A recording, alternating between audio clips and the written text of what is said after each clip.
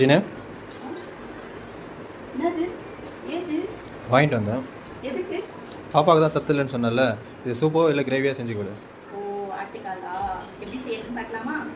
அதுக்கு முதல்ல ஆட்டுக்காலை நல்லா க்ளீன் பண்ணி எடுத்துக்கோங்க. காலை நல்லா வந்து மஞ்சத்தூள் போட்டு நல்லா வாஷ் பண்ணி எடுத்துட்டு குக்கரில் தான் வந்து போட போகிறேன். கொஞ்சமாக எண்ணெய் ஊற்றி பட்டை, கிராம்பு, ஏலக்காய், வெங்காயம், தக்காளி, பச்சை மிளகாய், இஞ்சி பூண்டு பேஸ்ட்டு, உப்பு இதெல்லாம் வந்து சேர்த்து நல்லா வதக்கிடுங்க. அதுக்கப்புறம் ஆட்டுக்கால் முழுசாவே நான் சேர்த்துருக்கேன். தண்ணி மட்டும் ஊற்றி ஒரு 5 விசில் விட்டு எடுத்துக்கோங்க. வெங்காயம், தக்காளி, தேங்காய், மிளகு, ஜீரகம், சோம்பு, வீட்டில் அரைச்ச மசாலா தூள், அது மிளகாத்தூள் 1 ஸ்பூன் சேர்த்து நல்லா அரைச்சி தனியாக வச்சிருங்க. குக்கரில் விசில் வந்ததுக்கு அப்புறம் அது கூட மறுபடியும் சேர்த்து மறுபடியும் தண்ணி ஊற்றி ஒரு 5 விசிலுக்கு மேலே வந்து விட்டு எடுத்துக்கோங்க. 15 விசில் கிட்ட விட்டு நான் எடுத்திருக்கேன். ஏன்னா முழு காலா வந்து சேர்த்துருந்தோம் இல்லைங்களா.